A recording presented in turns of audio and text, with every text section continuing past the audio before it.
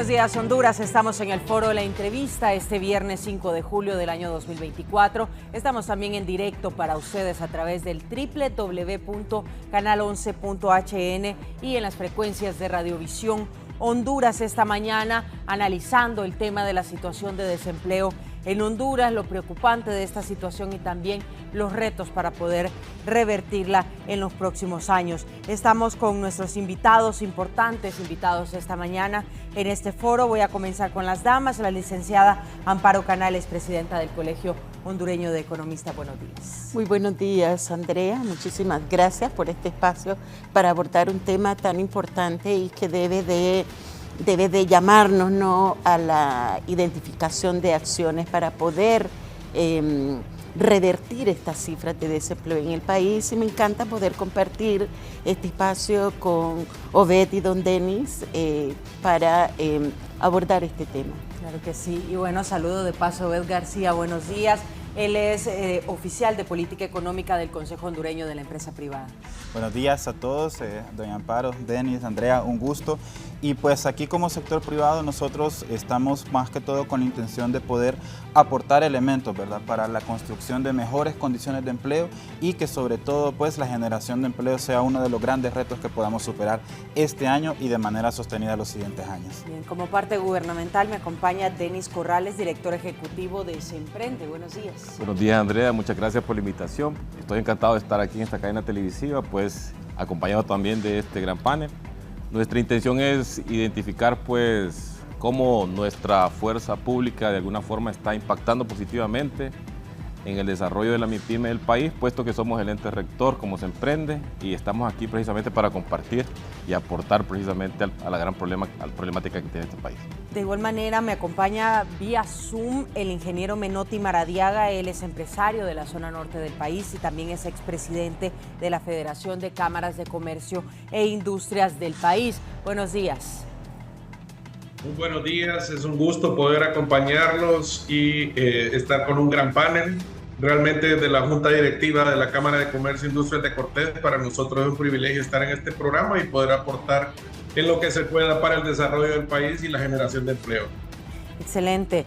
Vamos a dar paso en términos generales al análisis de este tema, cómo lo perciben, esta situación de desempleo en Honduras, de qué manera también se puede revertir esta situación, pero quiero comenzar con el panorama actual que tenemos y voy a comenzar con la licenciada Amparo. ¿Qué opina de los índices que tenemos actualmente y de esta problemática en general y cómo repercute también en otras áreas? Andrea, el tema del desempleo en el país es uno de los problemas que llamamos estructurales. Esto implica que ha venido siendo, siempre hemos tenido problemas de empleo. La economía no tiene la capacidad de generar esos empleos necesarios para atender esa oferta de empleados que año con año se están sumando, y este problema vino a agudizarse con el tema de la pandemia y el efecto de las tormentas ETA y IOTA, que a la fecha no hemos podido recuperar esos niveles de desempleo que estaban desde el año 2019, y en especial, digamos, como el desempleo, cuando ya lo vemos de manera específica, viene a afectar especialmente, digamos, a sectores, a las mujeres, ¿verdad? O sea, el tema del desempleo, la tasa de desempleo, cuando ya la vemos, afecta en mayor proporción a las mujeres, y las mujeres tienen necesitan más tiempo para encontrar un empleo, además de los problemas que hay cuando ya está una mujer incorporada al mercado de trabajo. Digamos que este es un punto importante que debe de abordarse. ¿A quiénes está afectando? ¿Quiénes son que se ven más afectados? Las mujeres, jóvenes, asimismo, cómo identificar acciones concretas para este sector. Así es. Bueno, destaca el tema de las mujeres y reconocemos que las mujeres al final son las que se encargan de administrar el hogar, y es importante también que se otorguen fuentes de empleo para las mujeres en el país. Su análisis general, licenciado, sobre este tema del desempleo. Sí, gracias. Y también con lo que decía doña Amparo, primero el tema de mujeres, ¿no? Según nuestra última recopilación de datos del INE, la tasa de desempleo de las mujeres es de 8.8, la tasa de desempleo general es del 6.4, es decir, que las mujeres tienen mayor proporción o mayor probabilidad de estar desempleadas que los hombres y que en general la economía, ¿no? Entonces ahí hay un punto que, como ya se mencionaba, es un tema estructural, es decir, esto no es de este gobierno, que se profundizó después de las tormentas, pero que ha estado presente. Y hay otro tema que nosotros hemos señalado recientemente. Primero, el desempleo juvenil, que ha estado afectando cada vez más a la población en edad de entre 14 y 29 años, y a la fecha ya se suman cerca de 144,000 jóvenes que no tienen empleo. Estamos hablando de personas que acaban de terminar su secundaria, que terminaron sus estudios universitarios y no logran acceder a un empleo. Eso genera un efecto psicológico en ellos, eso genera problemas en la economía porque son personas susceptibles a cometer delitos, a entrar en inseguridad social y también pues a migrar. Entonces también genera otra serie de efectos negativos en la economía. Y por último, lo más sustantivo del empleo en Honduras no es tanto el desempleo, sino la calidad de este. Nosotros como COEP hemos insistido junto con la OIT en el tema del empleo decente para que esta nueva tendencia permita la creación de empleos que aseguren el pago del salario mínimo, que aseguren el cumplimiento de los contratos laborales y de la seguridad social en el país. Porque otra vez, el desempleo es de 6.4, pero si vemos las personas que tienen empleo, pero que no se les pague el salario mínimo completo, que es un acuerdo tripartito entre el gobierno, los trabajadores y el sector privado, y además de esto no se les registra en el Seguro Social, ya tenemos personas que suman cerca de 2 millones.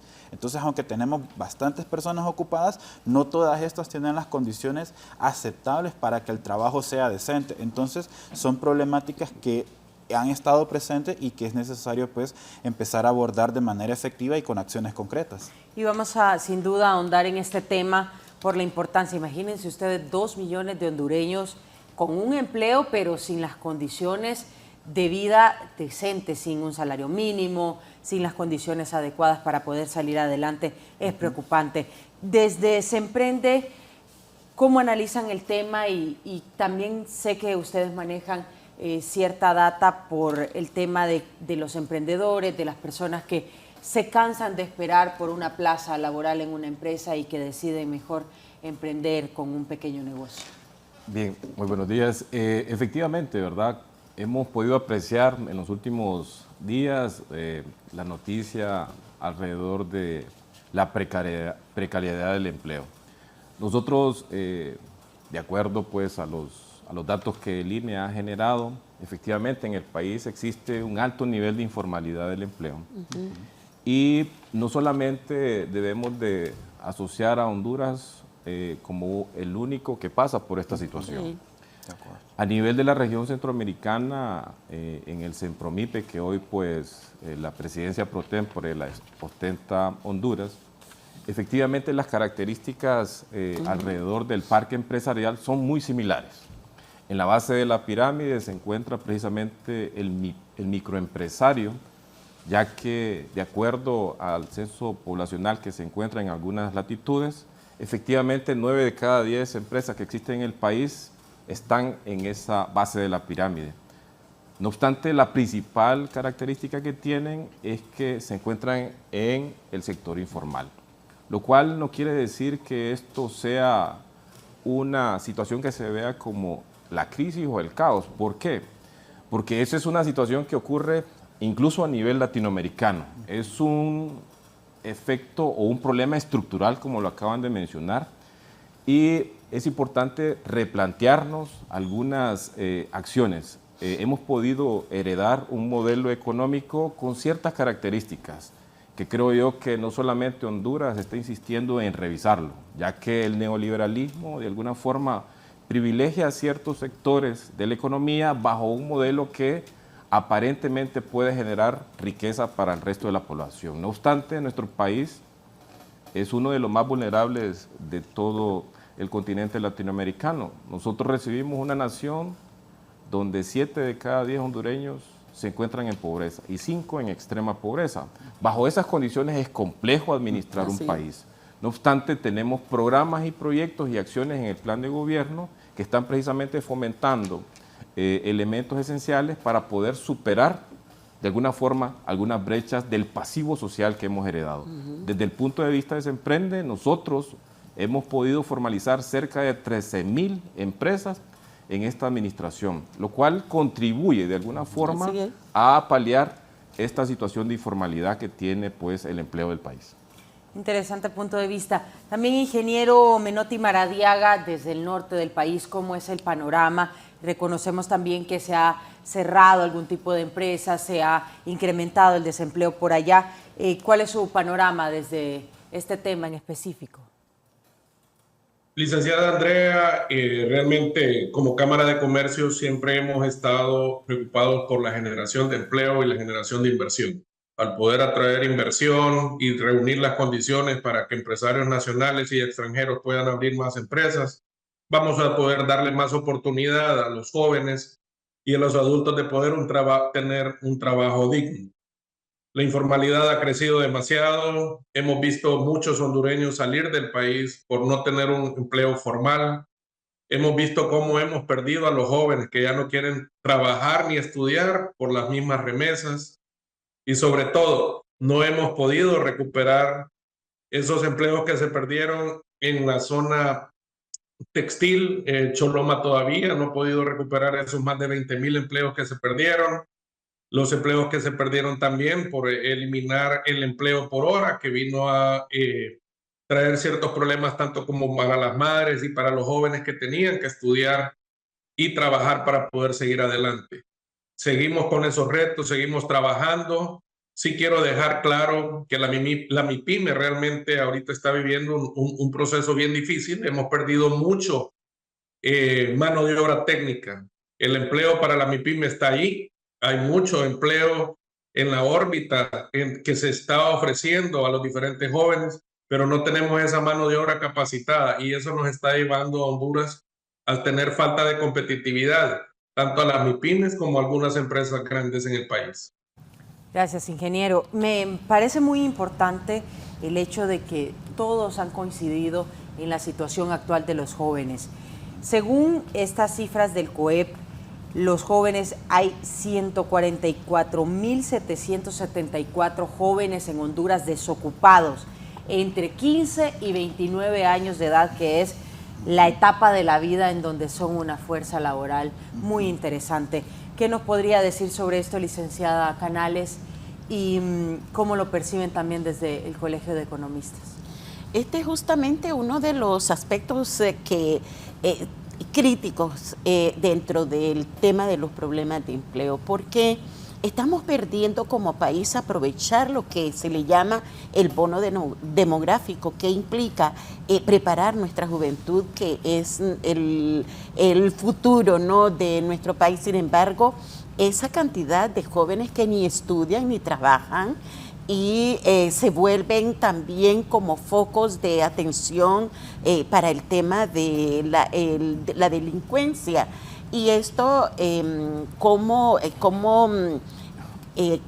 aunar esfuerzos en y tratar de abordar iniciativas especiales para este segmento de la población que está sin estudiar ni trabajar, y dentro de este sector también están las jóvenes, pero las jóvenes están en labores domésticas al interior de los hogares, y puede primar esa conducta, ¿no?, que si no estudia ni trabaja, pues dedíquese a las labores domésticas.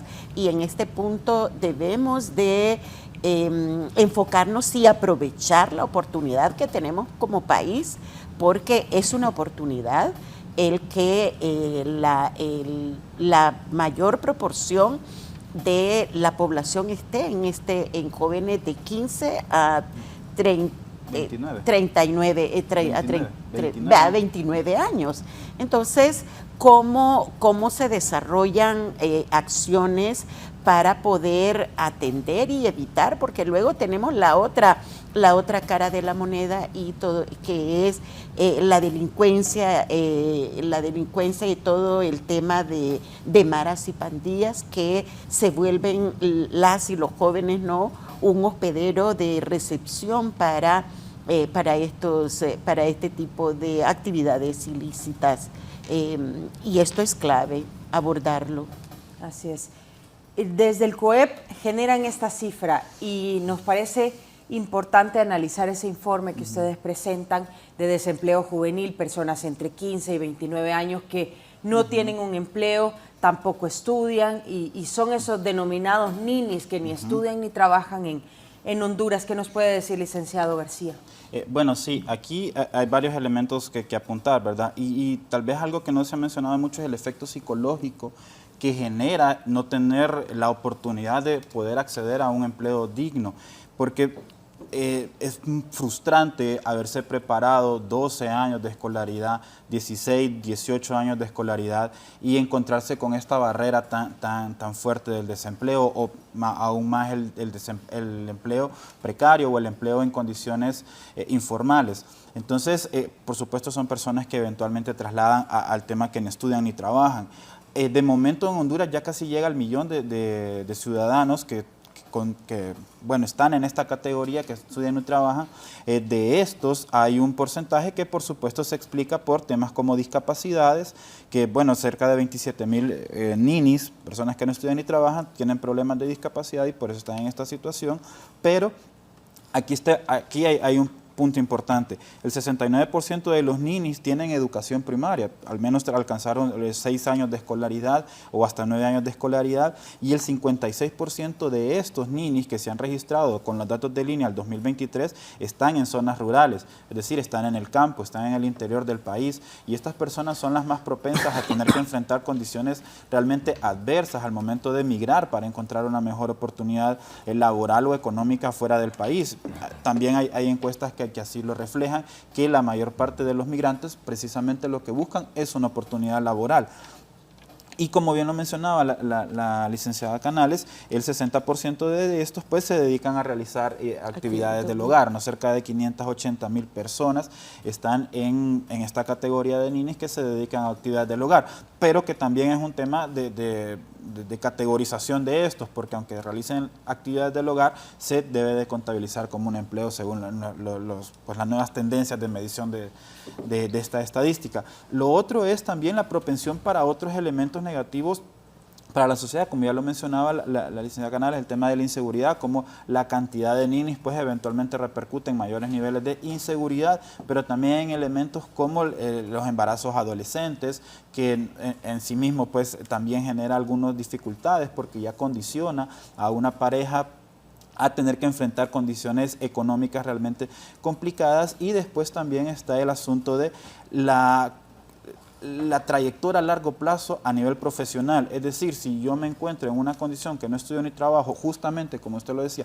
en la edad que tenemos mayor capacidad productiva, entre los 18 y los 29 años, que se supone ya terminamos nuestros estudios, que se supone tenemos fuerza física para realizar trabajo, pero no encontrarnos en esa oportunidad o no poder desarrollar esa carrera profesional a esa edad, ya genera pues alguna trayectoria negativa. Entonces ya es difícil que esas personas también puedan acceder a capacitaciones, puedan acceder a una formación profesional que les permita ir creciendo tanto a nivel profesional como económicamente, y por lo tanto entonces ya genera problemas a largo plazo. Entonces estas dinámicas son las que prácticamente nos han tenido en esta condición de subutilización de los recursos hondureños, y también en condiciones de pobreza y en la precariedad de los ingresos que viven la mayor parte de los hogares, como ya lo mencionaba también el licenciado Denis.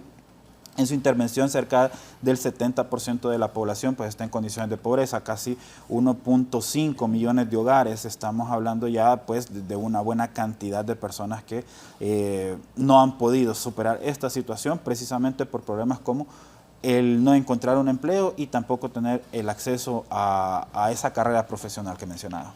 De este porcentaje de personas jóvenes que no estudian ni trabajan, ¿cuántas deciden emprender según los cálculos que ustedes manejan?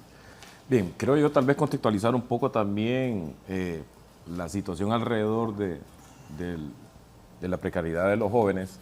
Una de las cosas que nosotros como gobierno estamos tratando de impulsar es, si habían 17,000 escuelas a donde al poblar precisamente nuestros estudiantes jóvenes, y de esas 14,000 prácticamente estaban inhabitables, nuestra presidenta precisamente hoy está dentro de las prioridades de nuestro gobierno restaurar 12,000 escuelas. Significa que estamos atacando el problema de raíz porque las condiciones bajo las cuales nuestros jóvenes están estudiando pues no son las apropiadas. Igualmente, si hoy tenemos una condición de vulnerabilidad en los ingresos de las mayorías y por esas razones los jóvenes no están yendo a las escuelas, nuestra presidenta tiene un programa de merienda escolar que ha sido reconocido internacionalmente, donde casi 1 millón de nuestros niños y niñas precisamente reciben esa merienda escolar para poder de alguna manera pues apalear su situación y que puedan estar presentes en las escuelas. No obstante, para poder resolver esta situación, que son grandes necesidades las que tiene nuestro país, hay que identificar cuál es el camino más correcto y la ruta más corta para poder atenderla. Dentro de las instituciones públicas que hoy fomentan el empleo, está precisamente la Secretaría del Trabajo. Hoy, de manera conjunta, las entidades que estamos aglutinadas en los esfuerzos similares, se está pues por generar una política de empleo en la cual estamos tocando temas torales. Y uno de ellos precisamente es qué es lo que estamos generando como actividad económica el día de hoy.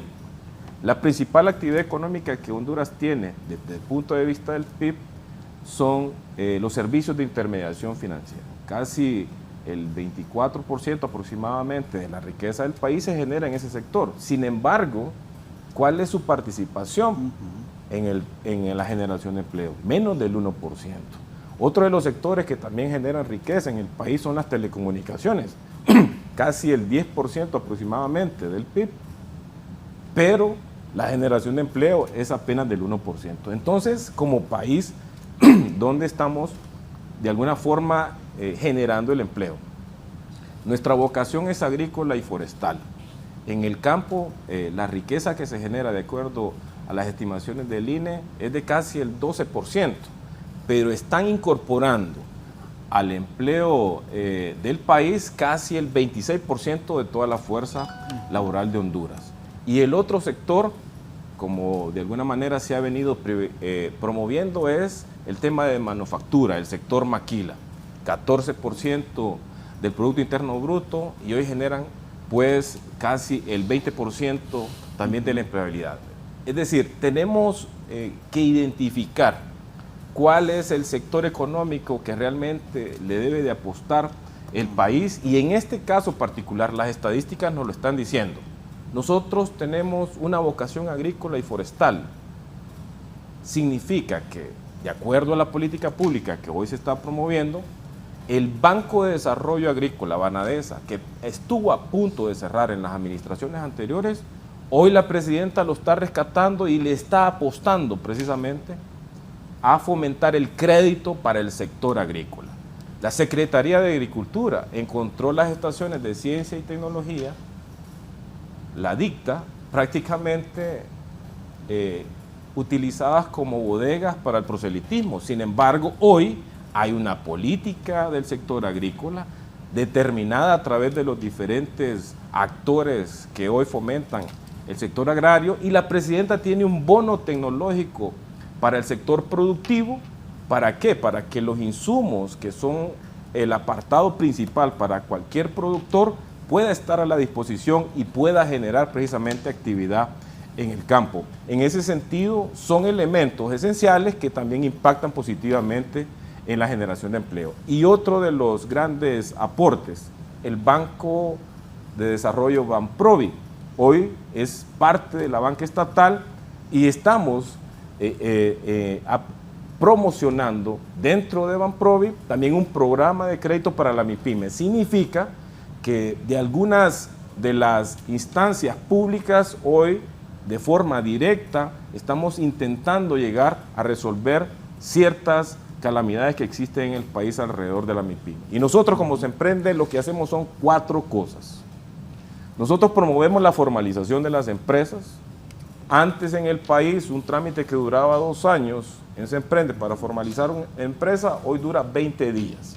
Y eso lo hicimos a razón de que le preguntamos al sector privado, ¿cuáles son sus necesidades? Sus necesidades es reducir los trámites y los costos administrativos, y nos hemos empecinado precisamente en crear condiciones al interno de nuestra institución para que esa función pública sea lo más eficiente posible.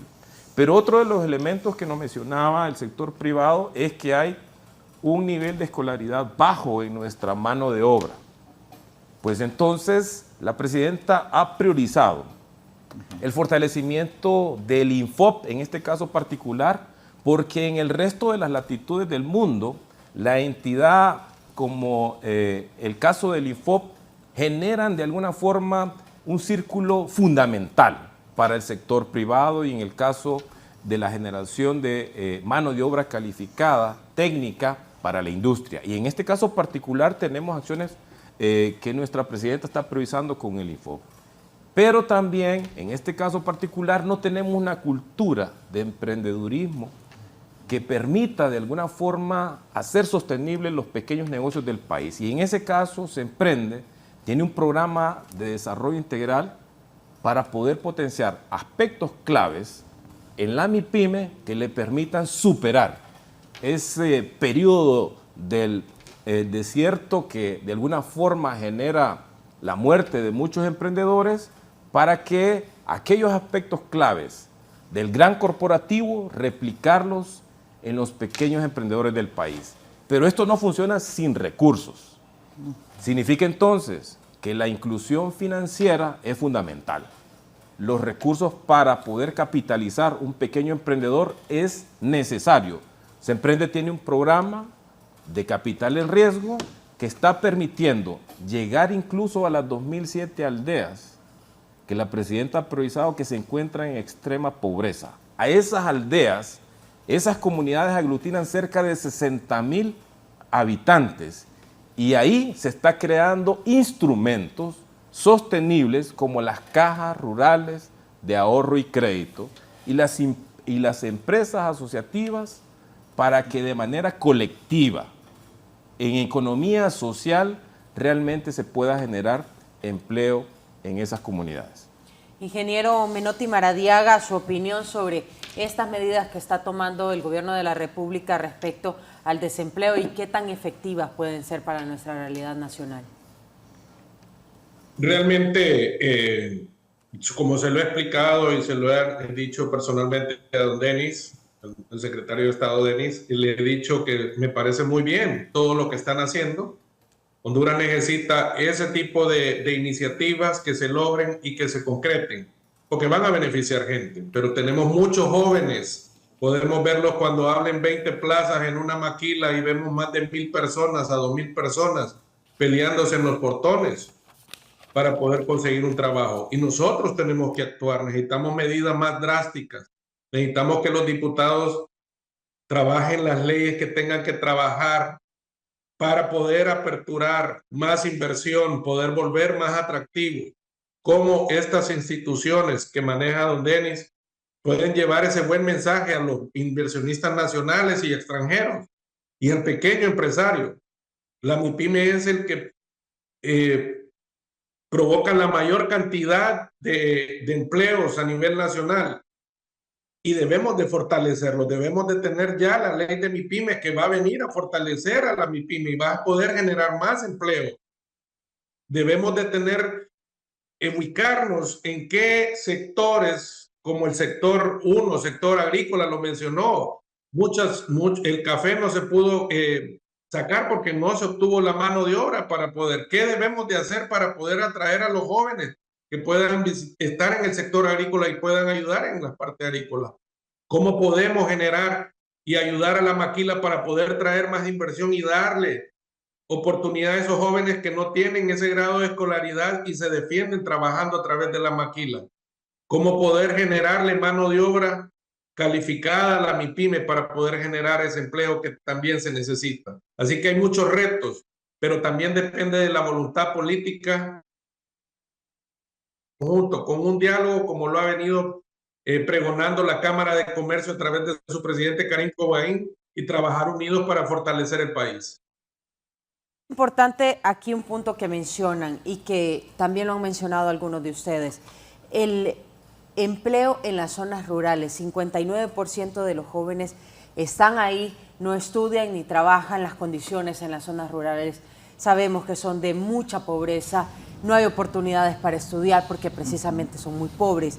Y entonces, ¿cuál es el panorama para estos jóvenes? ¿Por qué no se está sacando las cantidades de café que se sacaban antes, por ejemplo, o de otros cultivos que antes imperaban en estas zonas rurales de nuestro país? ¿Cuál es su análisis, licenciada? Además de las implicaciones que tiene, y como decía don Denis, la importancia de reactivar todo lo que es el sector agrícola, que es el potencial que tenemos, y potencial para generar empleo. Porque ¿qué está pasando? Todo esto, además, jóvenes, yo doy clases en la universidad y mis estudiantes lo que piensan no es terminar de graduarse e irse, les digo, pero ¿cómo no ven que hayan condiciones que les permitan quedarse? Y ese es un tema sumamente importante, y de ahí las estrategias que está impulsando, que mencionaba don Denis, cómo abordar, cómo aprovechar, cómo llegar hasta este sector a través de un elemento clave que es el tema de la inclusión financiera. La inclusión financiera, una de las principales brechas aquí en el país, es el tema de acceso al crédito. Y voy a referirme a especialmente el tema de las mujeres y el tema de las mujeres jóvenes y de los jóvenes, porque para tener acceso a un crédito debe de tener garantías sólidas que le permitan respaldar ese financiamiento. Y la inclusión financiera se trata de diseñar productos y servicios tomando en cuenta esas demandas y necesidades, en este caso para las mujeres y los jóvenes, no los productos tradicionales que ya ofrece la banca, sino que productos considerando la situación en el que están los jóvenes. El tema, las mujeres, de acuerdo al reporte de la Comisión Nacional de Banca y Seguro, hay una brecha sustancial, y estamos hablando de financiamiento a través de la banca formal, bancos, cooperativas, instituciones financieras que brindan ese servicio. De ahí la importancia de lo que mencionaba don Denis, el diseño de programas a través de la banca estatal para apoyar este sector. La MIPYME tiene una fuerza poderosa, para poder generar empleo, además de que aporta al crecimiento del país, pues tiene un impacto directo en el empleo. Y la importancia de la formalización de estos empleos, que sean empleos de calidad. Esto nos lleva cómo damos esa mirada hacia lo que es la reactivación del sector agrícola, porque esto también tiene otras connotaciones que reducir. Estamos produciendo, estamos importando productos que perfectamente se pueden producir en el país. Vamos a la feria y usted encuentra banano guatemalteco, cebollas guatemaltecas, hierbas que utilizamos para preparar nuestros alimentos, importadas de Costa Rica, importadas de Guatemala. Entonces esto también hace presión en la demanda de divisas. Entonces esto requiere una mirada integral y es importante el esfuerzo que desde Semprende se está realizando para, en primero, dijo un aspecto muy importante, y es la formalización. Una empresa que una microempresa o una pyme o una MIPYME formalizada puede tener acceso a financiamiento, pero ¿qué tipo de financiamiento? Y hacia allí es donde debemos de reflexionar cómo incidir en la banca, en las microfinancieras, de tener una nueva mirada hacia lo que es este sector, hacia el diseño de productos y servicios, pero bajo otro esquema. Y es donde le llamamos cómo aplicamos la inteligencia de género en este proceso, cómo diseñamos productos y servicios tomando en cuenta las potencialidades que tiene el sector al cual se quiere impulsar, y en este punto es clave para reducir el tema de la precariedad que hay, el tema del acceso, y lo más importante, contribuir al desarrollo, al crecimiento y desarrollo que necesitamos en el país, que necesitamos cuidar lo que ya hemos previsto, pero necesitamos generar mucho más de lo que está previsto para poder generar estas condiciones en el tema del empleo y en mejora de la calidad de vida de la población. Es muy importante esta etapa de la historia en la que estamos, en donde demográficamente hablando, nuestra población es joven en su mayoría. ¿Qué darían esos países de Europa por tener una fuerza laboral como la que tenemos nosotros en este momento de la historia, y que tristemente se está desaprovechando o se está exportando a esos países que sí la aprovechan? Es muy triste conocer esta realidad, pero también tenemos que actuar. Yo creo que al final pues no se trata tanto de debatir de que si los empresarios en contra del gobierno o si el gobierno en contra de los empresarios, sino que al final se logren esos consensos en beneficio de la gente que al final es la más afectada en esta etapa de nuestra historia. Mencionan esas medidas que podrían ser más drásticas, nos dice el ingeniero Menotti Maradiaga. ¿Qué opinan desde el COEP? Sí, gracias.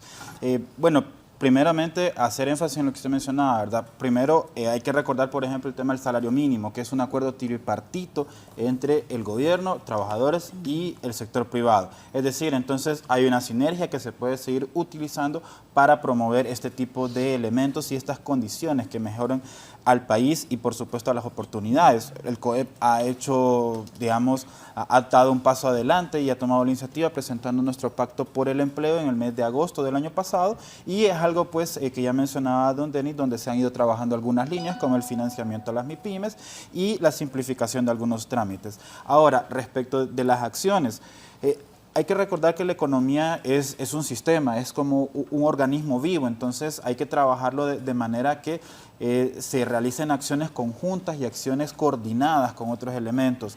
Por ejemplo, con el tema de los valles productivos, ¿por qué no se desarrolla el capital que se invierte en las zonas cafetaleras, en las zonas cacaoteras de Colón y de Atlántida? Porque el acceso a esas tierras es complicado, porque las carreteras que hay ahí son de tierra o tienen un deterioro bastante significativo. Entonces se necesita que haya inversión pública en carreteras, no solamente en el mantenimiento de esto, sino en la creación de nuevas carreteras que reduzcan costos de traslados de mercancías, que reduzcan el costo del mantenimiento de los vehículos. Ese costo que se ahorra por un lado se puede utilizar para aumentar la productividad por otro lado, y por lo tanto generar algo que se llama pues economías de escala, en donde cada vez que los costos bajan pues permite que la productividad aumente y permite la ampliación de las actividades productivas. Eso es un elemento que se puede tener en cuenta para empezar a invertir en estos valles productivos sin necesariamente intervenir o generar algunos elementos como lo que tanto se ha mencionado, el tema de los incentivos fiscales, que nosotros no, hago la aclaración, no es que no nos oponemos a su revisión ni a su racionalización, pero sí creemos que es un instrumento todavía necesario para atraer capitales y también promover el desarrollo de capitales internos. Es decir, que un hondureño también sea inversionista que cree empleo para otro hondureño, no que se pongan de acuerdo para salir del país en una caravana migrante. Eso es importante. Después, otro elemento fundamental y tiene que ver con las barreras de entrada para la formalización. Una de ellas es, sin lugar a dudas, lo que mencionaba don Denis, pero que se ha trabajado, la simplificación de trámites administrativos, pero está también los registros en el Seguro Social y en el RAP, en donde el COEP ha insistido pues en una condonación de aquellos empresarios que se quieren formalizar, pero que se les exige el pago de sus aportaciones en los años en los que no estuvieron formalizados, se condone o de alguna manera se genere algún plan de pagos para que esa carga que se represente, el pago del Seguro Social, y que es un derecho laboral que se debe respetar, se pueda cumplir sin afectar la capacidad de seguir generando riqueza del empresario, ¿no? También es importante tener en cuenta que, como les digo, la economía es un sistema que debe funcionar de manera armónica, entonces no se puede pretender corregir un problema generando otros dos. Así debería de tenerse en cuenta. Y después, con el tema del acceso a los valles productivos, se necesitan sistemas de riego. En valles productivos se necesita otra vez inversiones en represas para evitar inundaciones y también para generar energía en estas zonas que están lejos del centro de Honduras, en donde esa T del desarrollo que tanto se menciona, que es Tegucigalpa, San Pedro Sula y una parte del Atlántico, se pueda ampliar al resto del territorio y que sea ya en Santa Bárbara, en Olancho, en Ocotepeque, donde ya hayan industrias manufactureras, donde ya haya profundización del sistema financiero, donde ya haya acceso a tecnología y también donde se empiece a utilizar y a explotar el potencial de las nuevas tecnologías de producción, la inteligencia artificial, el trabajo remoto, el trabajo de la mujer, ya sea que esté en condiciones, y también la responsabilidad del varón, del hombre, en temas paternales, ¿verdad? No solamente cargar a la mujer con esto. Y se necesitan en ese sentido tanto reformas de política como acciones para corregir esa cultura que también decía don Denis. La profundización financiera, el acceso a los créditos no es para comprarse el último carro del año, es para invertir. El tema del acceso a nuevas tecnologías no es para estar viendo videos, es para utilizar esa información para mejorar nuestros procesos productivos. Y el tema de la mujer no es para que el hombre piense que ahora tiene vacaciones y va a estar en el hogar, sino para que cumpla su rol activo de padre y pueda también colaborar en el desarrollo del hogar, ¿no? En ese sentido, entonces, bueno, teniendo en cuenta estas condiciones, nosotros como COE pensamos que se puede empezar a desarrollar un mejor ambiente productivo, un mejor ambiente para la libre empresa y para la creación de nuevas empresas que se necesitan en el país. No hay que dejar de lado que Honduras tiene potencial en la producción textil, en la producción de arneses, en la producción agrícola. Vemos, por ejemplo, el caso de Estados Unidos y de Brasil, donde la producción agrícola ocupa uno de los primeros lugares en sus economías y también en sus fuerzas digamos, laborales, políticas, institucionales, porque son elementos que han estado presentes en la historia pues, para siempre o desde hace muchos años. Entonces también tiene un elemento que considerar, y ya lo decía la licenciada Amparo, no podemos pensar en desarrollar para el futuro desconociendo toda nuestra capacidad productiva que hasta ahora nos ha permitido ser quienes somos. Entonces podemos potenciar lo que ya tenemos aprovechando y potenciando para el futuro estas actividades, utilizando las nuevas tecnologías y creando nuevas oportunidades y nuevas capacidades competitivas para el país y para, en general, pues para los hondureños.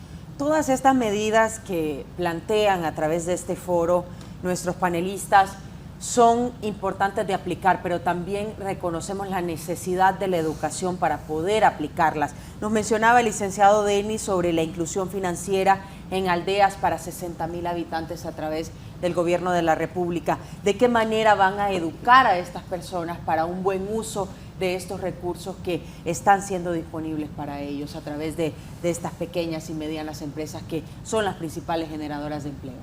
Perfecto. Cuando se inició la gestión de nuestra presidenta, se hizo una pregunta a un grupo de expertos alrededor del tema: ¿cómo resolver la pobreza de este país?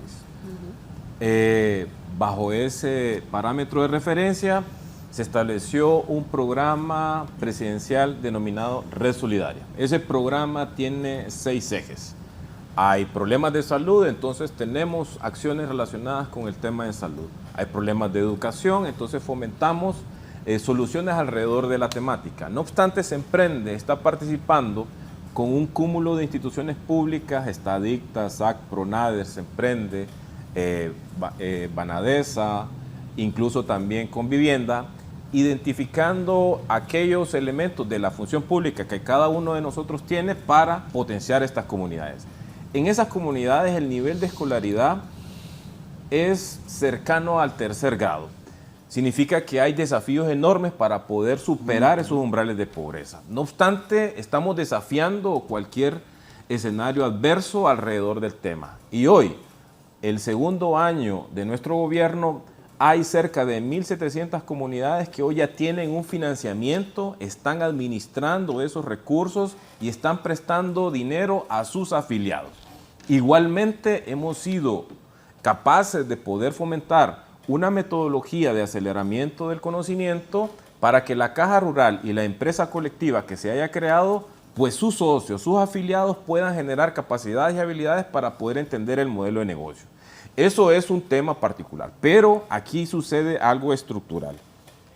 Generalmente, si la actividad principal que tiene Honduras para generar empleo es el sector agrícola, y esas poblaciones están mirando de la zona rural al urbano y el urbano hacia el exterior, significa que hay elementos que se deben de revisar.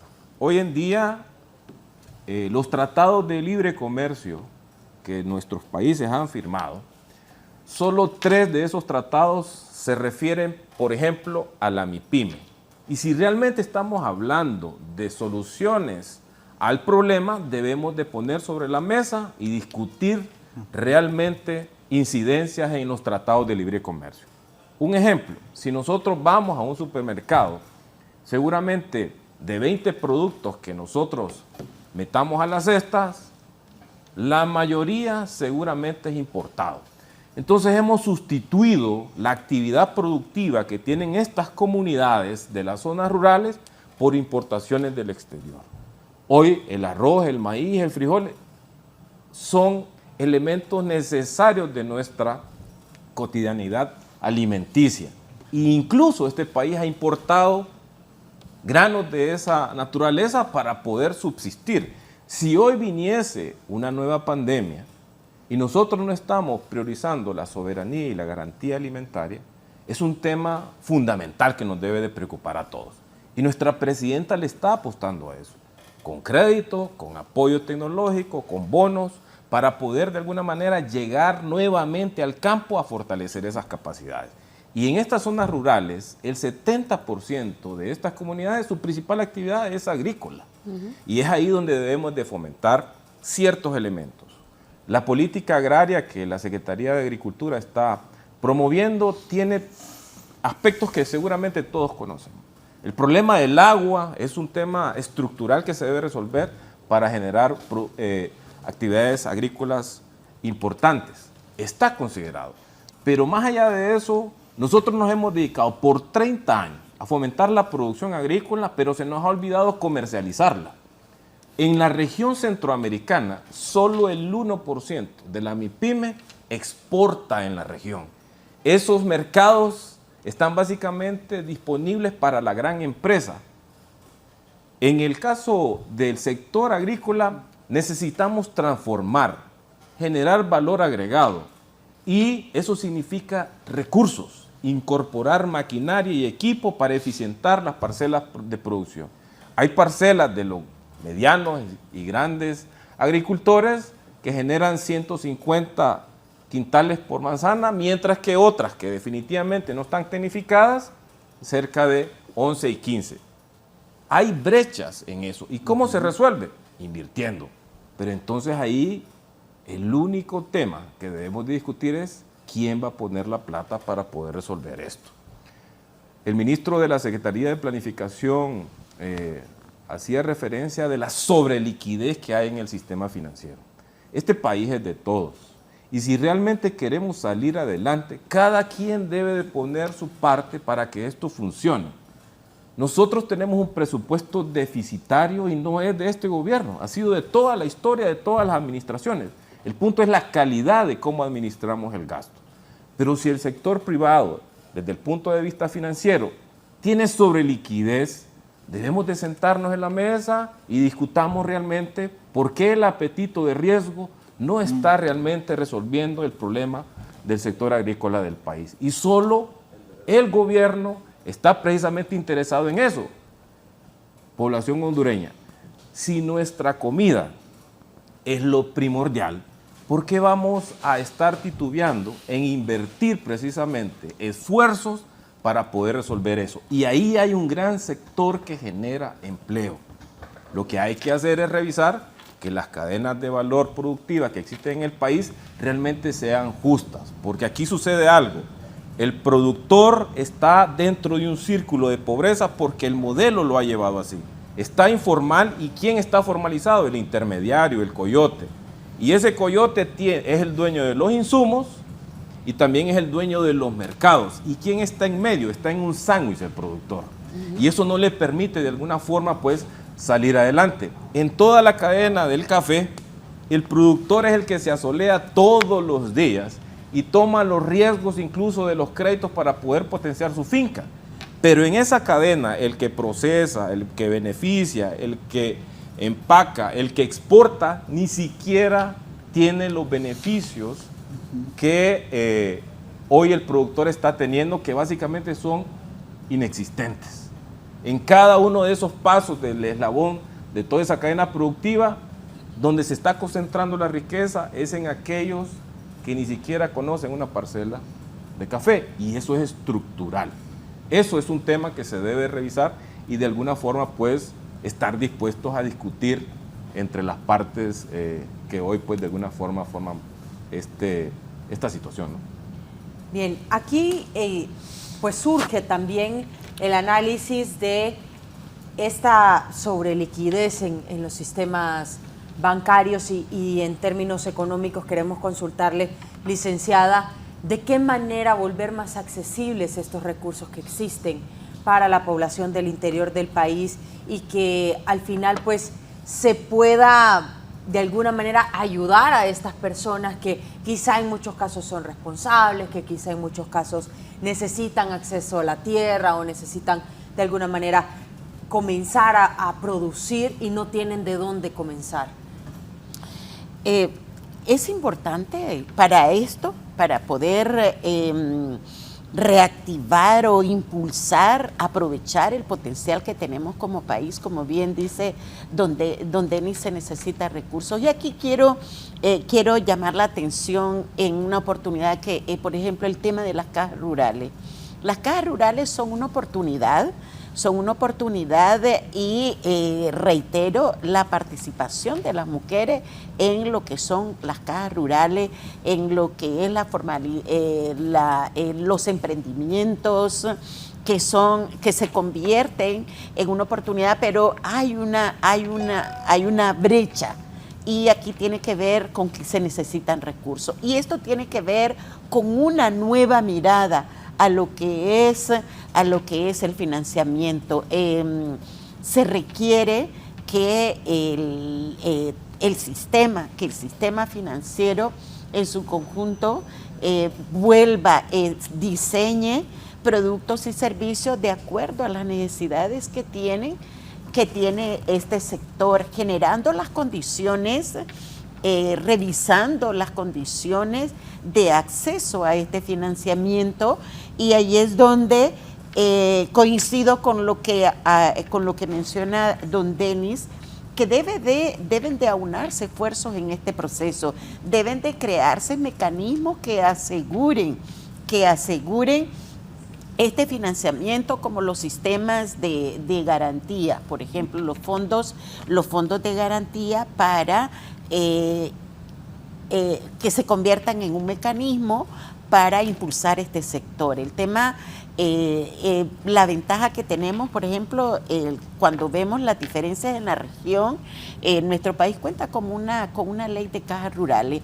Hay instituciones, lo hace Se Emprende, lo hacen otras organizaciones que desde hace mucho tiempo vienen apoyando este sector, pero se requiere una voluntad, se requiere compromiso para impulsar para impulsar este sector y realmente aprovechar esas condiciones que tenemos, reitero, en el ámbito agrícola. Y un punto clave que menciona don Denis es cómo no solamente incentivamos a través del financiamiento, sino que cómo este financiamiento va acompañado de servicios no financieros, de educación financiera, de formación que fortalezca toda la parte de la administración, el uso de estos recursos, de forma de impulsar este sector, reactivar y lo más importante, cómo impulsamos el crecimiento del país y cómo esto se vuelve, tiene un efecto importante, cómo detenemos la migración, no solamente del campo a la ciudad, sino que cómo frenamos esa migración externa. Esto ha provocado que no se encuentre mano de obra disponible para el tema de la recolección del café u otras actividades agrícolas. O sea que esto tiene dos elementos: reactivamos el sector, frenamos la migración, se genera empleo. Son muchas las oportunidades que hay impulsando el sector agrícola y con un elemento fundamental: cómo disponemos de recursos, pero de recursos bajo otra mirada, bajo otro enfoque, de acuerdo a las necesidades, a las demandas y necesidades del sector. Y aquí reitero el tema de la importancia de la inclusión financiera, de poder diseñar productos de acuerdo a las demandas y necesidades, y las cajas rurales, las cooperativas se convierten en instrumentos claves en este sector. Es interesante también conocer el punto de vista del ingeniero Menotti Maradiaga sobre estas condiciones de la población desempleada al interior del país, en las comunidades, allá en esas comunidades lejanas, en donde también las condiciones de los que tienen un empleo son muy precarias. Cómo sacar adelante a través pues volviendo al campo, volviendo a la tierra, a la producción de nuestras tierras. Sí, realmente hay mucho tema, está en la palestra, y para el tema financiero que mucho se ha comentado, también tenemos que ver que la central de riesgo nos afecta. Mucha gente está limpiando su nombre, queriendo limpiar su nombre en la central de riesgo y no puede obtener acceso al financiamiento. Eso es algo que tenemos que resolver de inmediato para poder tener más MIPYMES y más personas que puedan acceder al financiamiento una vez que limpien su nombre en central de riesgos. Pero esto está tardando mucho, está tardando alrededor de 2 años en poder resolver eso, y es algo que debemos de actuar para poder ofrecer mejores opciones a los hondureños. También poder llevar la mano de obra al campo, y sobre todo poder apoyar al microempresario que puede emprender. Debemos de actuar en educación desde ya. Nosotros debemos de incentivar a los jóvenes a poder ver esos negocios familiares. Ahora vemos que ya los señores, ya los hijos ya no quieren estar en los negocios de los que iniciaron sus padres, y eso tiene que ver mucho la educación que se está transmitiendo en las escuelas, cómo generar esa conciencia en los jóvenes que los negocios familiares deben de seguir y perdurar en el tiempo y seguir apoyando a los padres. Hemos visto cómo está influenciándose a los jóvenes a volverse TikTokers y no poder querer aprender una carrera básica o recibir una educación técnica, porque ellos están viendo la solución al más corto plazo. Y todo eso es lo que nos preocupa. Vemos que ya las personas en el campo prefieren venirse a la ciudad y dejar de apoyar a sus familiares tanto en el campo, porque querer buscar la manera más fácil de salir adelante. Y es ahí donde el trabajo que están haciendo en la red solidaria viene a fortalecer, poder ofrecer más en el área rural y promover la inversión allá, principalmente todo aquel pequeño productor que quiere salir adelante y sobre todo pues fomentar ese emprendimiento que tiene con la familia y que los jóvenes puedan seguir trabajando allá. Bien, gracias, ingeniero. Esto es un punto clave y quiero que también lo tratemos en el próximo segmento, porque el trabajo del campo es un trabajo duro que requiere sacrificio físico, sacrificio mental y es muy poco remunerado en el país. Vamos a hacer una pausa comercial, la primera de este programa. Regresamos en breve con más del Foro La Entrevista. Continuamos con más del Foro La Entrevista esta mañana de viernes, analizando el tema del desempleo y cómo son las pequeñas y medianas empresas las que sostienen las fuentes de empleo actualmente en nuestro país. Voy a comenzar con el análisis de los sectores de oportunidad y cómo impulsarlos en el país desde el Consejo Hondureño de la Empresa Privada. ¿Cuál es el panorama que tienen? Sí, gracias.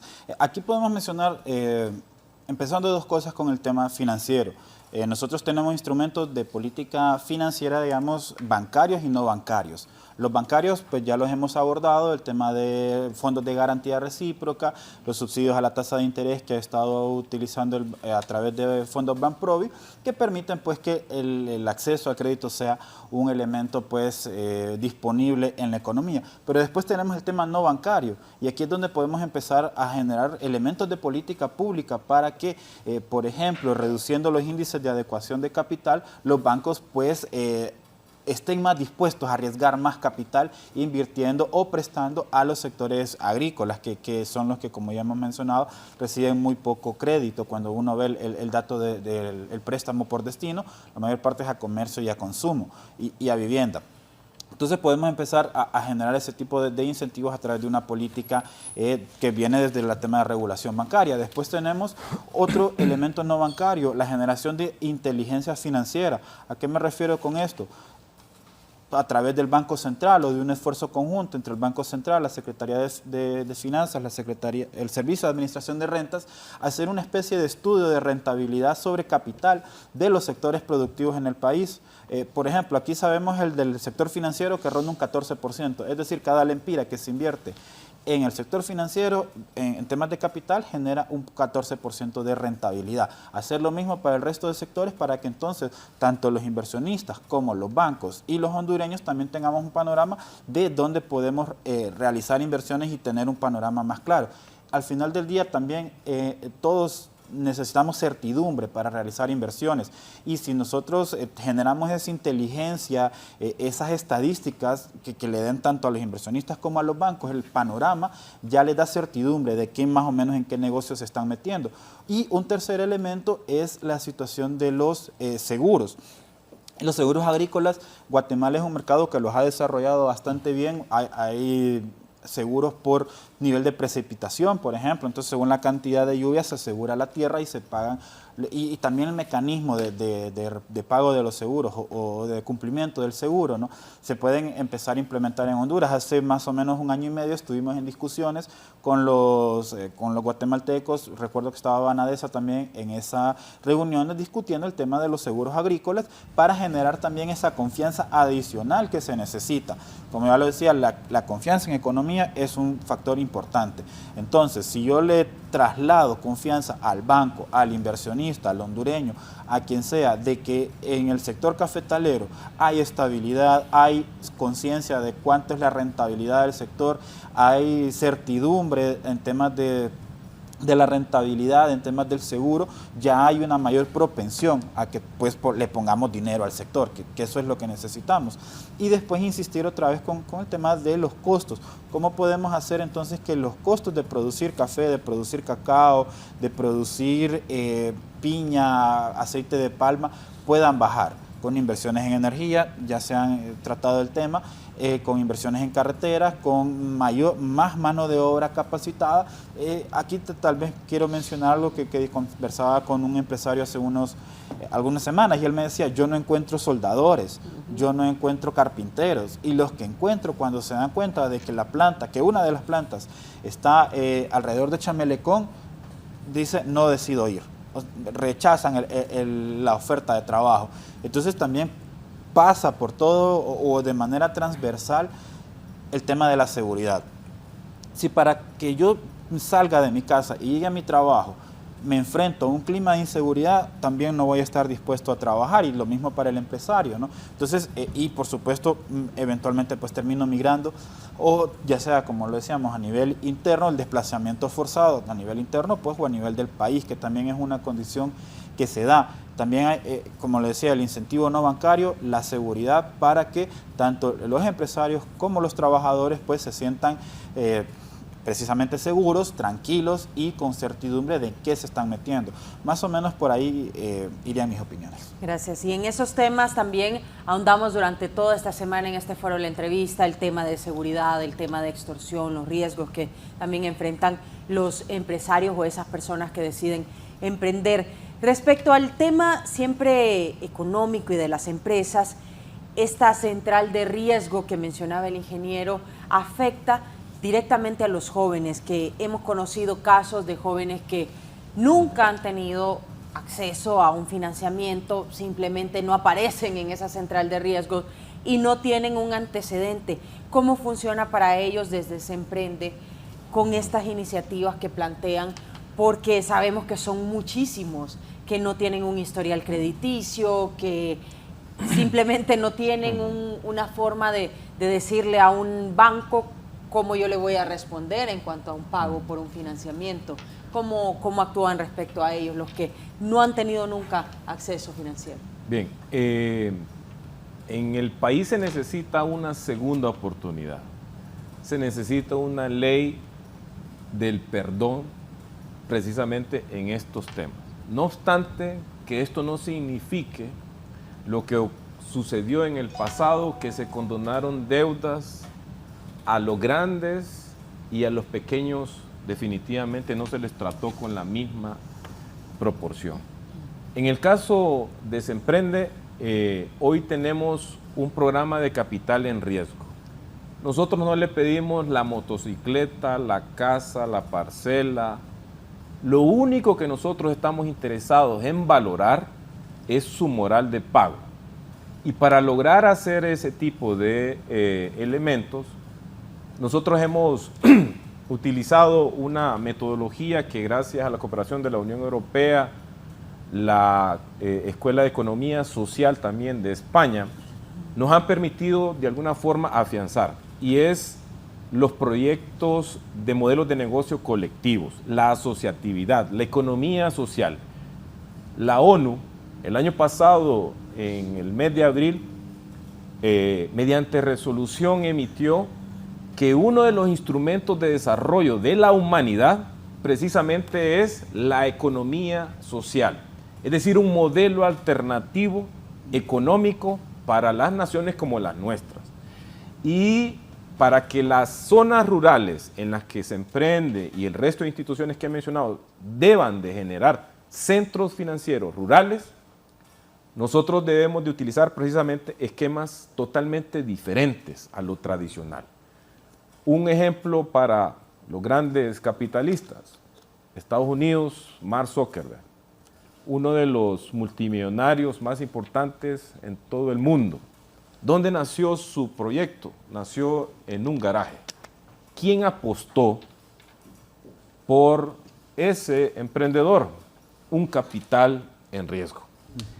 Y no se le pidió seguramente casa, porque las características donde se encontrase operando no eran las corporativas.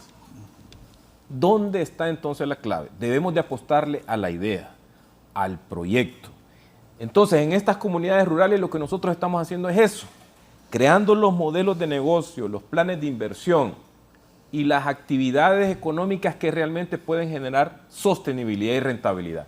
Y si el flujo de esos ingresos le permite de alguna manera solventar la capacidad para pagar su préstamo, entonces eso es nuestro escenario de financiamiento. Y ahí tampoco hay seguro de deuda, tampoco hay fondos de garantía, porque eso también encarece la operación de financiamiento a la MIPYME. Los mercados de las ciudades urbanas de Honduras ¿quién está financiando estos mercados? Hoy hay usureros todos los días, cobrando al final del día y prestando incluso hasta el 1000% de tasa de interés para esos sectores. ¿Cómo vamos a resolver el problema de esa manera? Jamás. En ese sentido, es importante seguir apostándole a la inclusión financiera y no a la bancarización de crear solamente un agente bancario en una pulpería para poder hacer una transacción de pago, sino realmente apostarle con recursos de capital en riesgo a través del sistema financiero formal. ¿Cómo lo ven desde las cámaras de comercio allá en el norte del país, este tipo de pensamiento de economía social, de poner capital en riesgo?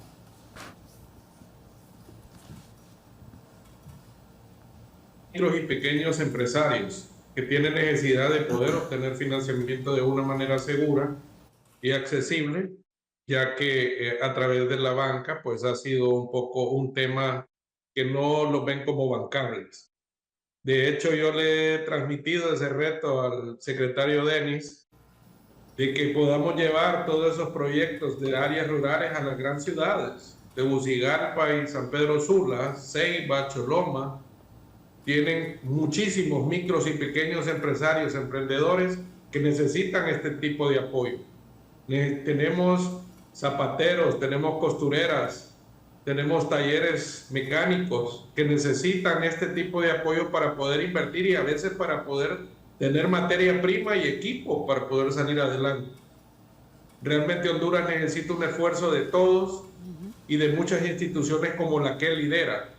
Y este proyecto que está haciendo en el área rural deben de traerlo ya a las ciudades. Así podemos generar mucho más empleo, fortaleciendo a los micros y pequeños empresarios. Vamos a generar mucho más empleo de lo que pueden generar muchas otras áreas.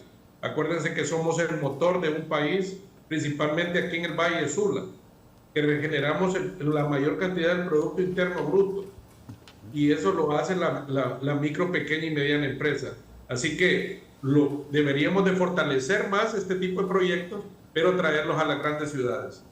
Bien, muy interesante. Licenciada, el riesgo que se aplica al otorgar este tipo de capitales sabemos que también es inminente y que por esa razón quizá se limitan estas organizaciones de otorgar este tipo de financiamiento a los pequeños empresarios, pero al final son los que están generando empleo. ¿Cómo apoyarlos y cómo impulsarlos también?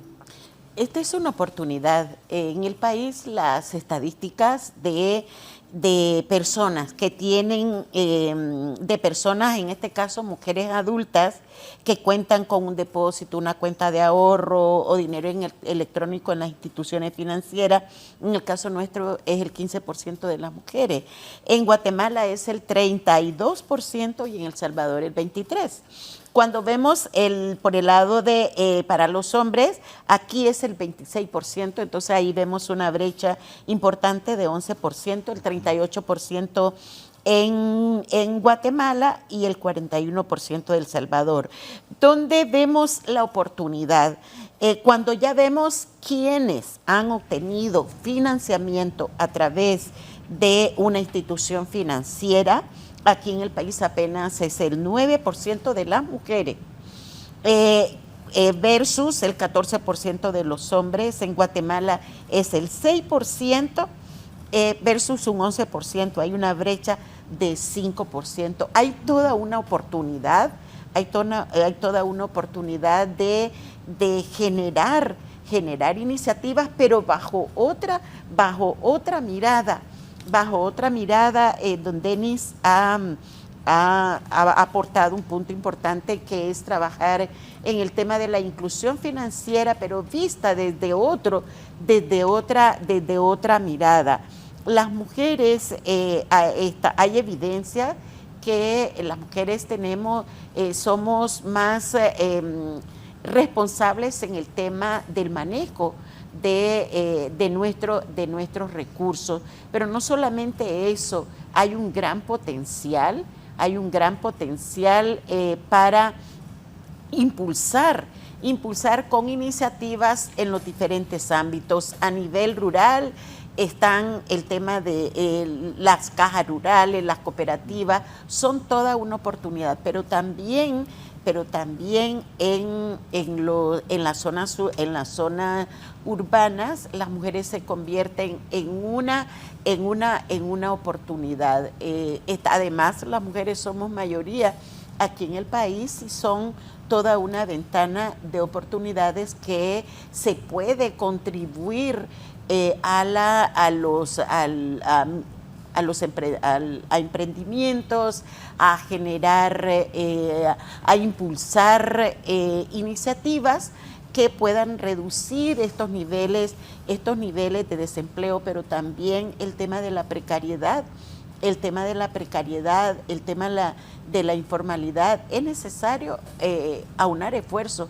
Como decía don Denis, difícilmente con las iniciativas que se están impulsando desde el Estado va a poder reducirse estas brechas, se van a poder generar las condiciones. Se necesita que la banca tenga una nueva mirada e impulse el tema de la inclusión financiera. Ya hay iniciativas en el país que están desarrollando los bancos, que están desarrollando las cooperativas, pero como esto tiene mayor cobertura, tiene mayor impacto y de esa manera contribuir a aprovechar una oportunidad que se da a través de la asignación de recursos, pero bajo otra mirada, porque el tema de la habilitación financiera, el tema de poder poner a disposición recursos bajo otro esquema se convierte en un elemento clave aquí en el país. ¿Cómo reducimos esas brechas? ¿Cómo contribuimos a mejorar esos niveles de desempleo que hay en el país? Pero lo más importante, ¿cómo contribuimos al crecimiento económico a través de el aprovechamiento a través de lo que es la habilitación financiera en nuestro país? ¿Qué opina, licenciado Obed, de este tema de la central de riesgos, de la falta de acceso financiero de las personas, de acceso a créditos para poder impulsar sus pequeños negocios e incluso créditos personales que tampoco se otorgan fácilmente? Sí, de acuerdo.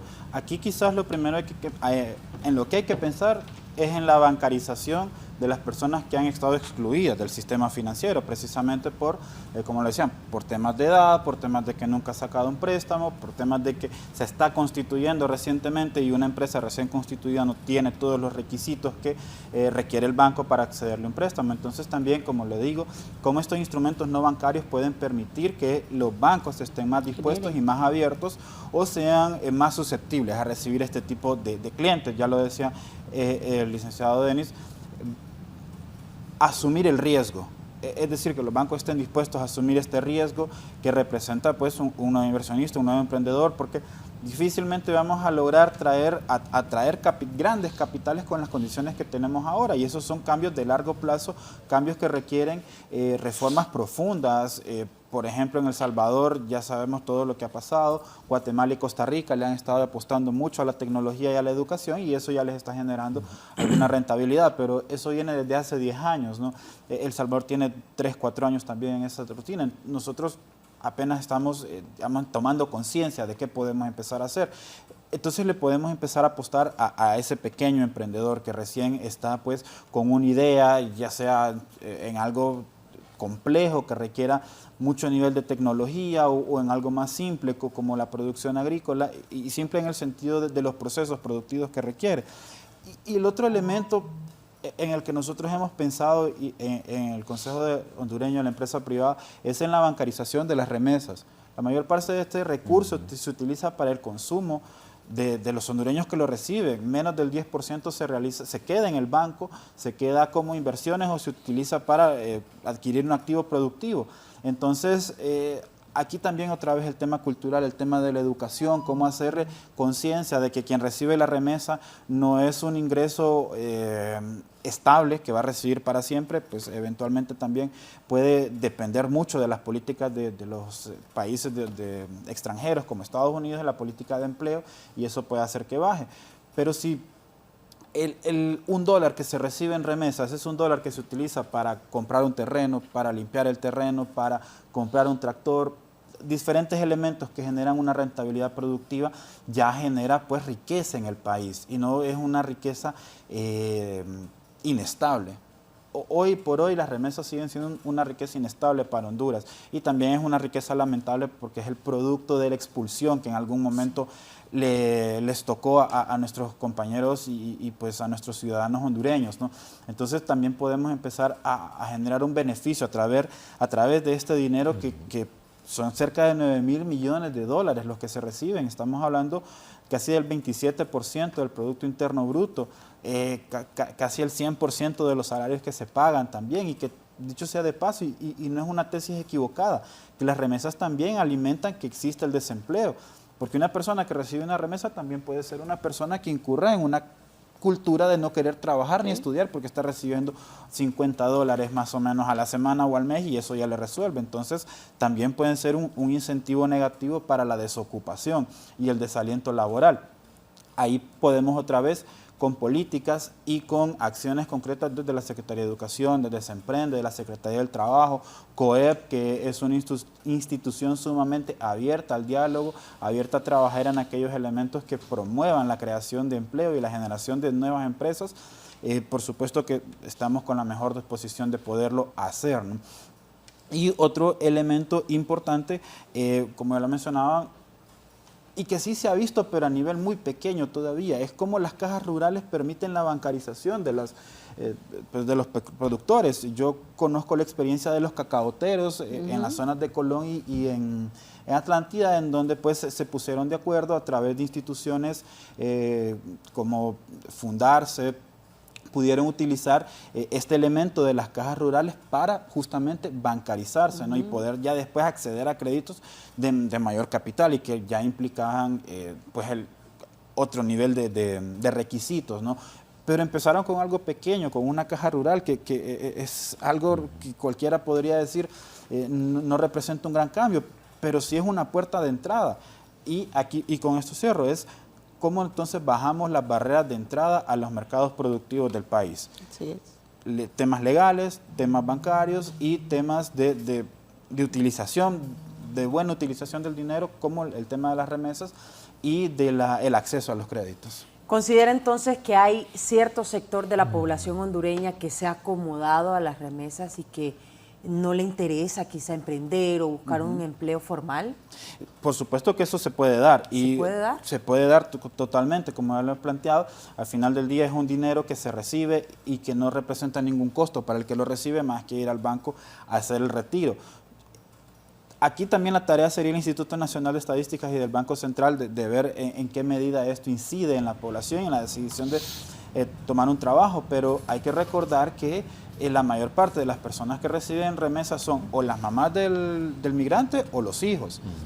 Y los hijos son en edad preescolar o en edad escolar y por lo tanto entonces también van generando ese desincentivo. Y en cuanto a las madres, y estos son datos de la encuesta de remesantes del Banco Central, también pueden eventualmente pues, decidir no dejar de trabajar, quiero decir, también porque el migrante le dice, no, dejé de trabajar, yo le voy a mandar la remesa. Son cosas que se dan. Todavía es muy cualitativo, todavía es muy, ¿cómo le digo?, de indicios que hay en la economía. Es necesario pues otra vez la tarea al Banco Central y al Instituto de Estadísticas poderlo medir para saber más o menos en qué proporción incide las remesas en la desocupación. Bien, vamos a hacer la última pausa comercial de este programa. Continuamos enseguida con más del Foro La Entrevista. Más del Foro La Entrevista, estamos hablando de las oportunidades de empleo, cómo impulsarlas, del tema también de las pequeñas y medianas empresas. Hablábamos de los altos costos también que representa para la producción. Ingeniero Menotti, vamos a consultarle también cómo están como Cámara y cómo analizan también los altos costos de producción local y cómo mejorar también este tema. Pues realmente hemos sido resilientes, principalmente en este sector. Después de los eventos ETA y OTA, muchas de las micro y pequeñas empresas tuvieron que reinventarse, hacer una reingeniería completa. Todavía no recuperamos muchas de las micros y pequeñas empresas que se perdieron en esos eventos y algunas pues que tuvieron que cerrar por los diferentes motivos que tuvieron. Realmente vamos trabajando duro, hemos tenido muchos retos, la falta de la obtención de dólares ha afectado mucho, principalmente para la micro pequeña empresa, para poder obtener sus inventarios, ya que no se cuenta con una cuenta en dólares que se pueda proveer de dólares inmediatamente. Eso afectó mucho a inicio de año. Ahorita se está viviendo una crisis en el tema de mano de obra técnica. Muchas empresas, como bien mencionaban, por falta de soldadores, de mecánicos, algo que causa gracia, pero es una triste realidad. Ya no podemos encontrar ni ayudantes de albañil, que no requieren ningún grado de escolaridad. Eso es preocupante. Nos hemos vuelto exportadores natos de hondureños. Obviamente, las mejoras que obtienen tanto en España como en Estados Unidos, de acuerdo a los salarios, pues indica mucho. También te indica mucho la seguridad que se vive en el país, el acceso a tener un empleo formal. Eso afecta mucho. Yo he podido tener conversaciones en la Feria del Empleo. Mucha gente se quejaba del empleo informal. No se obtiene un seguro social, no se tiene una paga correcta, el maltrato que existe, por la misma necesidad que ve algunos sectores informales, en la necesidad que ve la gente. Y eso es lo que nosotros como empresa privada queremos trabajar junto con el gobierno. En ningún momento queremos estar en conflicto, sino que queremos ver el bien del país y el bien de los hondureños. Y eso es lo que la empresa privada va a hacer siempre, tener estos retos y buscarle soluciones. Y esto conlleva pues a la preparación. Miren, la Cámara de Comercio está trabajando en muchos proyectos para empleabilidad, para la formación técnica. Estamos queriendo sumarnos al INFOP. El INFOP es clave. Las MIPYMES ahorita, la única acceso que tienen a empleados que tengan conocimiento técnico debe ser el INFOP, porque las escuelas técnicas, las pocas escuelas de formación técnica privadas, las está consumiendo y las está trayendo la empresa privada grande. Y la MIPYME solo nos queda el INFOP, y es ahí donde nosotros hacemos el llamado. Para eso pagamos INFOP, para eso pagamos una tasa de INFOP, pagamos una tasa que cuesta dinero. Y nos queda trabajar en conjunto, buscar soluciones, porque eso retrasa la competitividad del país y sobre todo la generación de empleo. Nosotros debemos de trabajar en nuestros jóvenes. Aquí he querido tener un acercamiento al ministro Esponda, porque debemos de trabajar a los jóvenes de por lo menos los últimos 4 meses de colegiatura, poderles enseñar o poderles transmitir una formación técnica en las diferentes áreas, bien sea en carpintería, en soldadura, porque eso nos enseñaban nuestros padres. Todos esos conocimientos también los tuvimos. Ya eso se ha perdido, y eso es lo que debemos de promover con los jóvenes para poder obtener mejor mano de obra y que podamos atraer inversión. Acuérdense que nosotros vamos a traer inversión de acuerdo a la mano de obra que también propongamos como país. Si no la tenemos, no vamos a poder traer grandes inversiones como que lo que esperamos, ¿verdad? Licenciado Denis, ¿qué cambios atraviesa el INFOP, que también hemos tenido conocimiento como prensa, para tratar de adaptarlos también a esta realidad actual y que quizás se deje de enseñar otras cosas que ya no son tan productivas económicamente hablando? Bien, dentro de la nueva administración hay escenarios en los cuales se están impulsando centros de innovación, en los cuales pues la intención es la generación de simulación, ¿verdad? De cómo un operario de cierta maquinaria en la realidad se puede enfrentar. No tenemos la posibilidad de invertir, por ejemplo, montacargas a la disposición, de poder tenerlos para que aquel que desease conocer cómo se utiliza. Entonces se ha creado pues un programa en el cual se permitiese a través de la tecnología tener esos laboratorios a la disposición del equipo técnico que pudiese estar formando parte de estos cursos en el INFOP y poder promover, ¿verdad?, mano de obra a la industria con ciertas características de mayor calidad. Uno de los temas que a nuestro juicio es importante destacar es que ni un millonario es empleado. Los millonarios son empresarios. Es ahí donde nosotros debemos de reestructurar o reconfigurar un poco la academia. Hoy estamos seguramente generando 150,000 nuevos egresados al mercado, pero solo 80,000 encuentran empleos. Entonces, ¿qué hacer con esa diferencia? Seguramente todos no tienen las habilidades para emprender y para ser empresarios. No obstante, eso se inculca, se genera desde las tempranas edades. Nosotros, antes de iniciar nuestra estrategia de desarrollo de la MIPYME, estuvimos en España. En España, en las edades escolares, se promueve el cooperativismo. Y hoy podemos decir, por ejemplo, la empresa Huawei, ¿de dónde nace? De una cooperativa de empleados. Entonces, ¿qué es la gran diferencia de los modelos que nosotros tenemos? Hoy estamos promoviendo el individualismo, el comerciante individual, y eso nos mantiene de alguna manera pobres. Pero la colectividad y la economía social, el principal argumento que tiene es que todos somos dueños de la empresa y la riqueza no se concentra, se distribuye entre cada uno de los afiliados a la misma. Y ese es el sector social de la economía que se emprende, está de alguna manera impulsando en el país, para que de manera colectiva podemos generar economías de escala. Si nosotros nos asociamos, podemos encontrar insumos y productos mucho más cómodos y baratos. Y usted mencionaba el tema de los costos de producción. Si un MIPYME solo desease poder invertir en una maquinaria, generalmente sus costos son mucho más altos si lo hiciese de manera colectiva y ir a un centro de producción en el cual de manera asociativa se genere precisamente el escalamiento de su producción. Esos escenarios ya existen en el resto del país. Por ejemplo, un bote de este tipo. Un emprendedor quisiese introducirse a una actividad económica como esta, le va a ser imposible, porque por ejemplo esto, para poderlo traer del exterior, o el empresario que consolida este tipo de importaciones, le exige una cuota de 20,000 unidades si quiere de alguna manera hacer ese negocio. Solo no lo va a poder hacer. En asociatividad probablemente todos aportando podrían llegar a traer este insumo. Es ahí donde nosotros queremos enfocarnos, pero no seguir haciendo lo mismo. Es decir, si nos enfocamos en aspectos tradicionales, este país de alguna manera no va a poder superar su umbral de pobreza.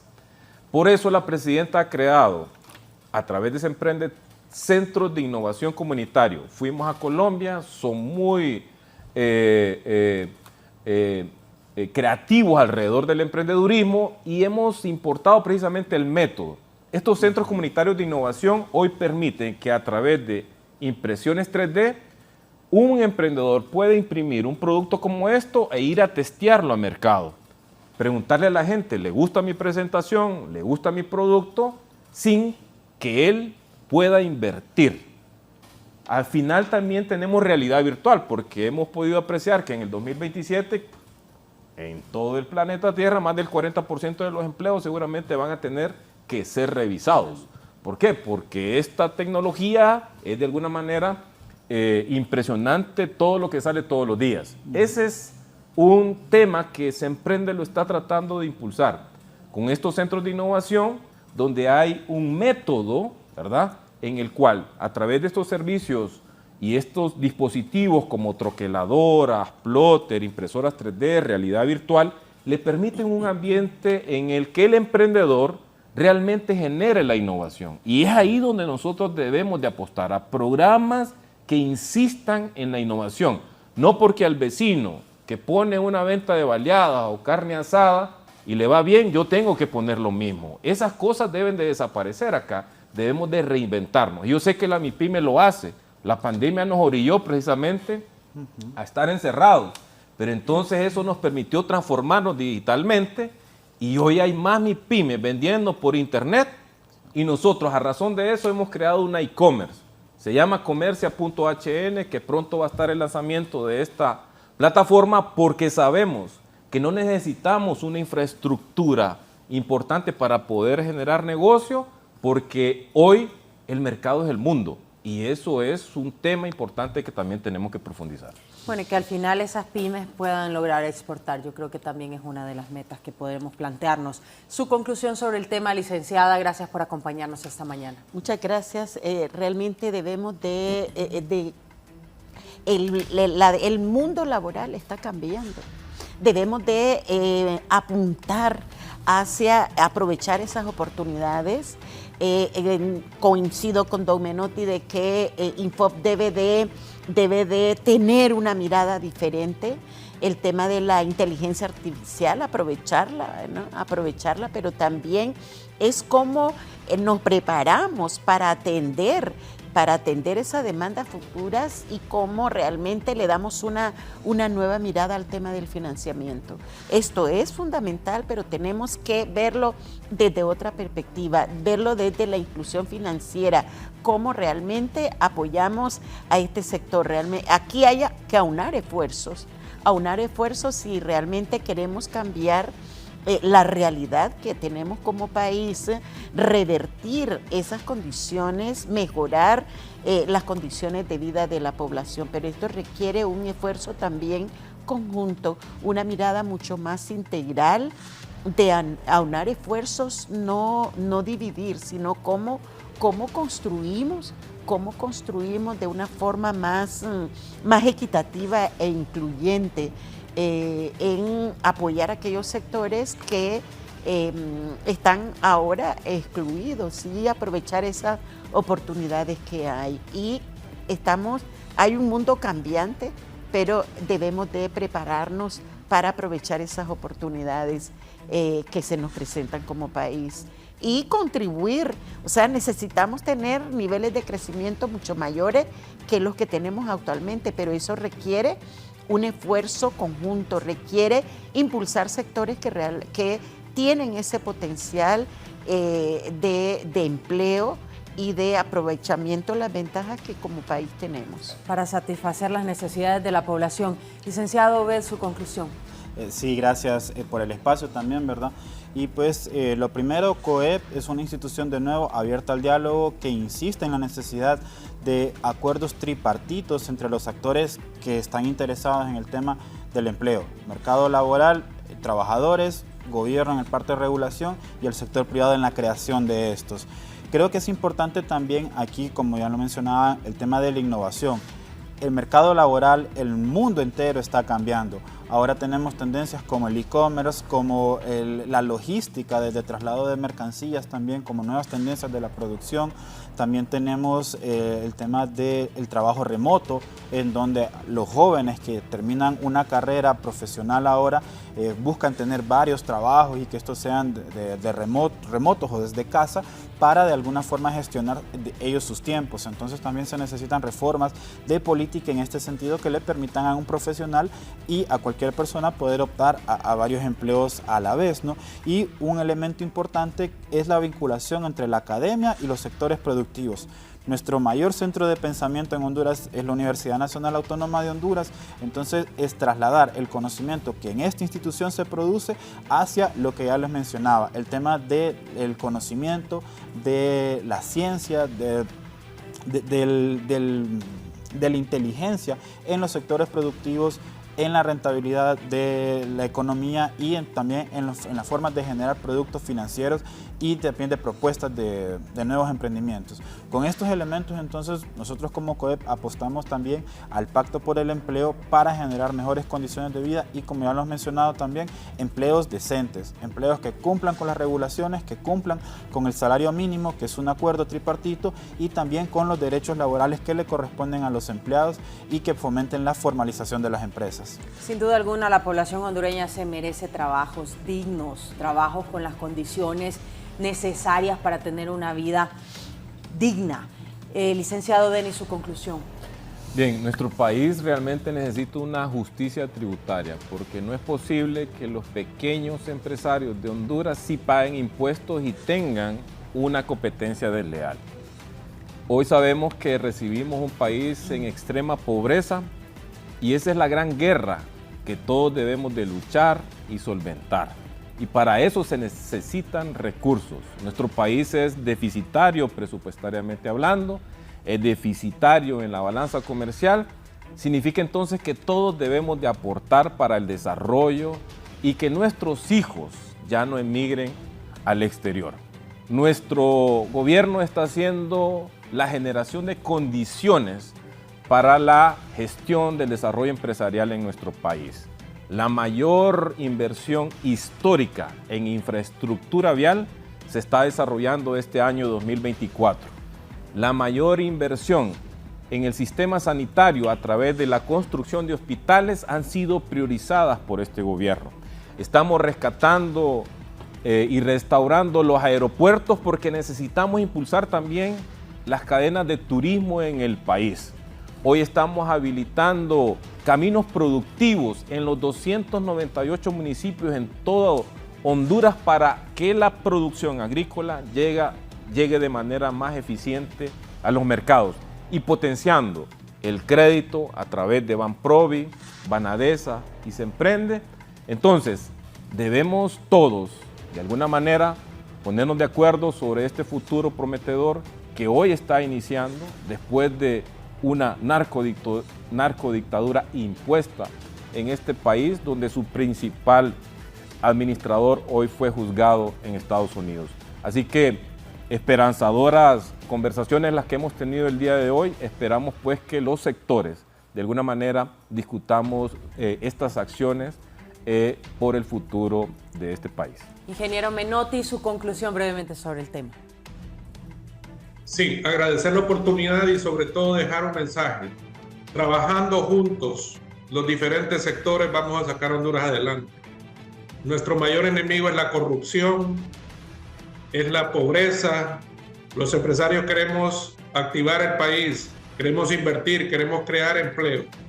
Y eso solo es trabajando unidos, no separados.